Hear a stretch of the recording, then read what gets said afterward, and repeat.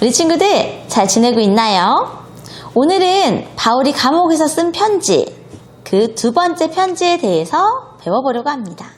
첫 번째 편지는 기억나세요? 에베소 교회에 보냈던 편지지요. 바로 지금 이 그림에 있는 에베소 교회 사람들은요, 바울에게서 받은 에베소서 편지를 읽고 있답니다. 에베소서에 나와 있는 이야기 그대로 바울은 예수님은 교회의 머리가 되시고 우리는 예수님의 몸, 교회는 그리스도의 몸이 된다라는 것을 에베소서에 기록해서 보냈답니다. 오늘은 그 두 번째 편지, 빌립보 교회를 향한 편지, 우리가 지금 읽는 성경에는 빌립보서라고 기록되어 있는 그 편지에 대해서 배워보려고 합니다. 우리 오늘 말씀 함께 읽으면서 우리 오늘 공과 학습 시작해 보겠습니다. 오늘 말씀은 빌립보서 1장 3절에서 6절까지 말씀입니다. 화면을 보고 한 목소리로 읽어볼게요. 내가 너희를 생각할 때마다 나의 하나님께 감사하며 간구할 때마다 너희 무리를 위하여 기쁨으로 항상 간구함은 너희가 첫날부터 이제까지 복음을 위한 일에 참여하고 있기 때문이라. 너희 안에서 착한 일을 시작하신 이가 그리스도 예수의 날까지 이루실 줄을 우리는 확신하노라. 아멘. 바울은 오늘도 편지를 쓰고 있습니다. 누구에게요? 빌립보 교회 성도들에게 말이지요. 바울은 빌립보 교회를 생각하면 늘 마음이 기쁘고 하나님께 감사했어요. 우리 친구들은 어때요? 누군가를 생각했을 때 마음이 뜨겁고 기뻐지는 사람, 자연스럽게 내 얼굴에 미소를 띄워지게 만드는 사람이 있나요? 빌립보 교회는 바울에게 그런 사람들이었어요. 빌립보 교회 이름만 들어도 바울은 웃을 수 있고 마음 뿌듯해졌지요. 왜냐하면 빌립보 교회 성도들은 바울이 전해준 복음을 받아들인 그 순간부터 시간이 흐른 지금까지 늘 바울의 선교에 힘쓰고 한 복음을 위해 기도하며 애썼기 때문이지요. 그들은 바울의 선교를 돕기 위해 봉헌을 모아 돕기도 했고요. 그리고 어려운 교회를 위해서 헌금을 모아 보내주기도 했지요. 그리고 날마다 하나님의 일을 위해 애쓰는 바울을 위해 기도했어요. 감옥에 갇혀서 외롭게 지낼지도 모르는 바울을 위해서, 또는 감옥에 갇혀 있어서 갇혀있는 상황 속에 힘을 잃을지도 모르는 바울을 위해서 날마다 기도하면서 나아갔지요. 그리고 빌립보 교회는 그를 위해, 우리 바울을 위해 에바브로디도를 보내어서 바울의 로마 생활을 도와주기도 했어요. 바울은 로마 군인의 감시 속에 있었지만 복음을 전하는 일을 멈추지 않았지요. 오히려 자신이 갇힌 것은 로마의 복음을 전하기 위함이라는 것을 깨달아 알고 복음 전하는 일에 최선을 다했어요.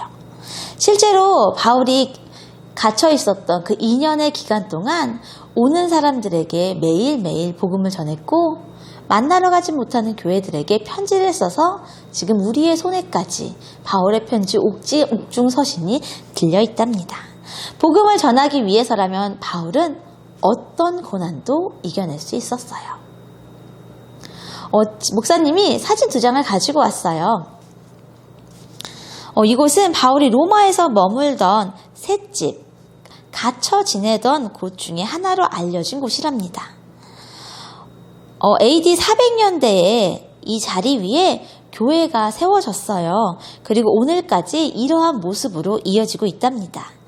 바울은 죄가 없었지만 로마의 복음을 위해 재판을 받으러 올라왔지요. 재판을 기다리면서 이러한 셋집에 머물러서 있었다고 합니다. 다음 사진이에요.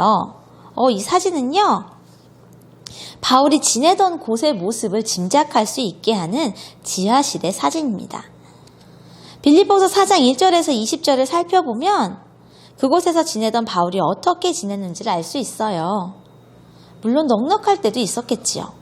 하지만 갇혀 지내는 생활 속에 배고프고 가난하여 힘들기도 했어요. 그러나 바울은 이 모든 상황에 처할 줄 아는 비결을 알았기 때문에 잘 견디고 있었지요. 힘든 와중에 자신들을 도와주고 기도로 함께 해주는 빌립보 성도들 덕분에 웃을 수 있었어요. 그래서 감사한 마음으로 바울은 이 편지를 썼던 것이지요. 어두운 방에서도 항상 감사하며 기뻐했던 바울처럼 우리도 늘 기뻐하며 감사하는 드림 어린이가 되면 참 좋겠어요. 자, 이제 우리 퀴즈를 풀어보면서 오늘의 말씀을 정리해 보려고 합니다. 자, 준비됐나요, 우리 친구들? 빌립보 교회를 생각하는 바울의 마음은 어떠했을까요? 기억나세요? 빌립보서의 별명이기도 하죠. 빌립보서는 다른 말로 땡땡의 서신, 땡땡의 편지라고 말해요. 누군가를 생각하며 마음이 기뻐지고 목사님 말하고 말았네. 바로 기쁨이지요. 바울은 빌립보 교회를 생각하면 너무 기뻐서 웃을 수밖에 없었어요. 힘든 상황이지만 그 가운데서도 웃음을 준 빌립보 교회를 생각하며 바울은 빌립보서를 썼답니다. 자, 두 번째 퀴즈예요. 바울은 빌립보 교회 성도들이 복음을 위한 일에 언제부터 언제까지 함께했다고 말했나요? 기억해요? 처음부터 이제까지 함께했다고 해요. 바울이 빌립보 교회에 복음을 전해준 그 처음 시작부터 바울이 로마에 갇혀있는 이 지금까지 한결같은 마음으로 바울을 위해 기도하고 복음을 믿고 전하고 그리고 어려운 사람들을 돕는 일에 애썼던 것, 그게 바로 바울이 빌립보 교회를 칭찬했던 점 중에 하나였지요. 빌립보 교회 성도들은 자신들이 할 수 있는 최선을 다해서 바울을 도왔고 넉넉하지 않은 형편에도 헌금을 모아 더 어려운 바울을 도와주었답니다. 이거 조금 어려울 수도 있겠는데요. 세 번째 퀴즈입니다. 바울은 로마에서 복음을 전할 때 그곳에서 어떤 일을 당했나요? 갇혀 지내야 했지요. 바울은 로마에서 복음을 전할 때 자유롭게 이곳에 들렸다가 저곳에 들렸다 하지 못했어요. 재판을 받기 위해 기다리고 있어서 감옥에 갇혀 있는 채로, 물론 우리가 생각하는 쇠창살이 있는 그런 감옥은 아니었지만 로마에서 정해준 이 작은 셋집, 갇혀있는 이 집에서 복음을 전했답니다. 그러나 바울에게는 갇혀있다는 사실은 하나도 중요하지 않았어요. 어느 곳에 있든 복음을 전할 수 있다면 그것으로 기뻐했습니다. 마지막 퀴즈 조금 어려울 수 있어요. 이거는 우리 고학년 친구들이 한번 맞춰봤으면 좋겠어요. 힌트는 빌립보서 1장 12절에서 14절에 나온답니다. 바울이 당한 일은 복음 전파에 무엇이 되었을까요? 무엇이 되었을까요? 복음 전파에 진전이 되었습니다. 우리 친구들 진전이란 말을 알고 있어요? 무언가 상태가 긍정적으로 앞으로 나아가면서 변화되는 것을 바로 진전이라고 말하죠. 조금 더 쉬운 말로 바꾸면 바울이 당한 일은 복음을 전하는 일에 도움이 되었습니다. 바울은 갇혀있지만 복음을 전할 수 있는 기회를 얻었다고 기뻐했어요. 바울이 기쁨으로 복음을 전하자 로마에서의 복음 전하는 것에 더욱더 힘을 얻었지요.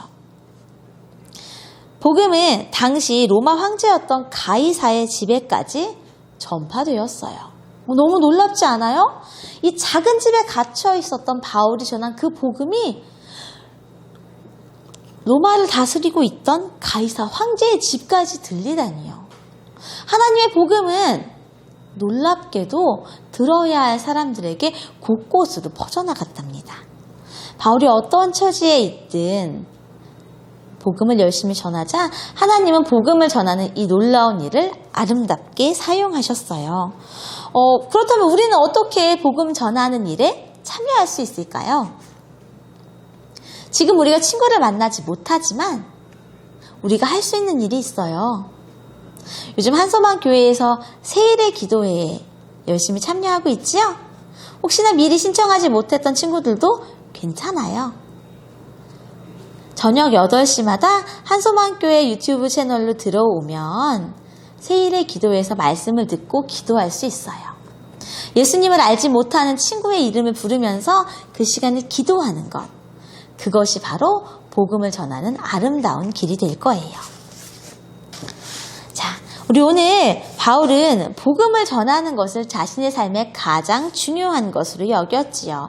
우리 친구들도 바울처럼 복음 전하는 것을 가장 중요하게 여기는, 예수님 만나는 것을 가장 중요하게 여기는 드림어리의 친구들이 되기를 바랍니다. 우리 오늘 달달 말씀 한 목소리로 크게 읽어보면서 우리 오늘 공과 학습 마치겠습니다. 빌립보서 1장 6절의 말씀이에요. 너희 안에서 착한 일을 시작하신 이가 그리스도 예수의 날까지 이루실 줄을 우리는 확신하노라. 빌립보서 1장 6절 말씀. 아멘. 기도합니다. 하나님, 예수님을 알아가는 것, 예수님을 전하는 것을 가장 귀한 일로 여기고 살아가는 드림 어린이가 되고 싶어요. 우리에게 예수님을 아는 지혜와 예수님을 전할 수 있는 용기를 주세요.